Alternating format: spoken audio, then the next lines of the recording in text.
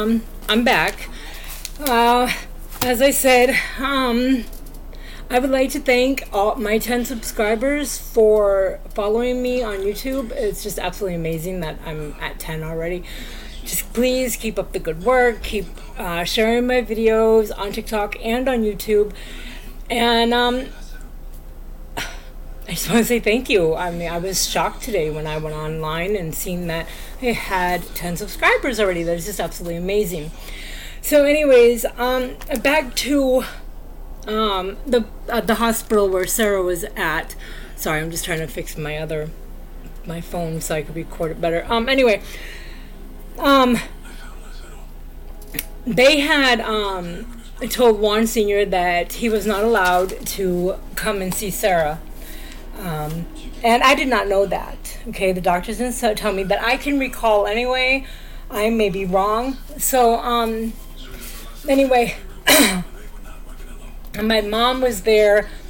Quentin was there at the hospital when they told us that Sarah's leg was broken. And I said, I had told them about when I was sleeping in bed. That Sarah was next, I fell asleep with her woke up to her next to me because I was trying to breastfeed her. And we had a water bed at the time. And, I'm only 19. No, I was 20. Was it 20? Yeah, no, I was 19 years old. I'm sorry, I take that back. I was 20. I was 20 years old, didn't really know much about babies' bones and things, but I learned a lot from the hospital that night. They had told me, and then I told them, that when I got home with JJ, well, little Juan, that there were some children, his friends' children were playing around Sarah, and she was in her little seat on the couch. And Juan and his friend were in the kitchen drinking beers and smoking weed. And they said, no child could have done this. He said, the doctor had told me, he said that babies' bones up until they're a year old are like rubber bands, and it takes a lot to break a baby's bone.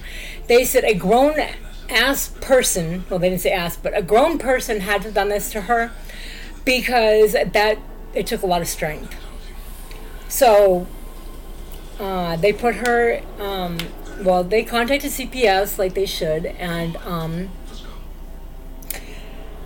so that night they ended up putting they wouldn't allow us to stay there with her anymore, so we had to leave. And I was devastated. I'm a young mom of 2 infants. Juan was he was 11 months old. Sarah was 20 days old. And they said they wouldn't have done x-rays on her to find out what was wrong with her. They would just give me antibiotics if it was not for her being so young. She had a pneumonia, I think it was. And they said that it's common for children at Sarah's age, being born in New England, that it does happen a lot. And we are just not aware of it, and they just give us antibiotics and send the parent on their way. So, and the next day, we went up to see Sarah, and I had little Juan with us, and Juan Sr. and I walked into her room, and I seen the cast on her, and I'm bawling my eyes out. This is my baby. You know what I'm saying? And they ended up arresting him because little did I know they had a protective order against him for Sarah. Okay, and I didn't know that. Excuse me. They said, and didn't they tell you in the ER that he was not allowed to come see her? And I said, no. And nobody told me anything. I don't even know who broke my baby's leg. But in actuality, all fingers pointed at Juan Sr. because he was the only one home with her that day that it happened. And he couldn't give us an alibi, you know what I'm saying, as to who was with him. So anyway, I from that point on, they let him out, of course, and I went up to see Sarah, but I had to bring little Juan with me because There was nobody there for me, even though I was there for everybody, okay? My sister was working, my mom was working, or somebody make an excuse in my family. Pretty much, you know. They always made an excuse of why they could not watch my son for me so I could go see my daughter and bond with her. And so he had gotten out of jail while he was on personal recognizance.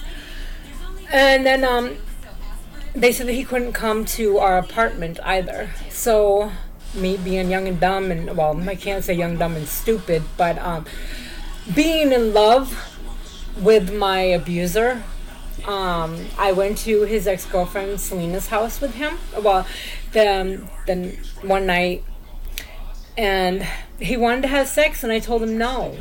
You know, I just wasn't feeling it. Like, my baby's laying up in the hospital right now with a broken leg and pneumonia. Like, why? No, I don't want to have sex with you. The next day, we get woken up to pounding on the door, and the police was there for him. They took one senior, and that was the last time I seen him until we went to court. We went to court, and then I would see him at the courthouse, you know, in the Superior Court, and to testify against him. And I got a letter from him while he was in jail, telling me that he wanted to ask me if I served fries with that shake. You know, it's like, is that all you can think about? Like, your fucking life is on the line, dude.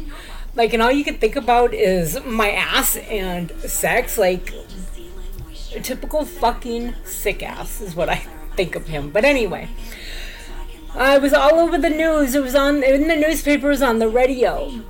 I had a best friend that was in prison at the time that one had gotten sentenced. He pled guilty, and he got 12 years. And I didn't see him again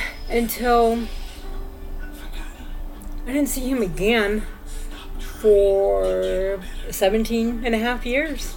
My godmother and I were driving down the road, and I looked over and at this little store. It was a tourist store as well, because you know the boat ramps are right there and everything. It's in Winnisquam or Tilton, and I said, "Oh my God, there's Juan Senior." My godmother says, "You want to pull over?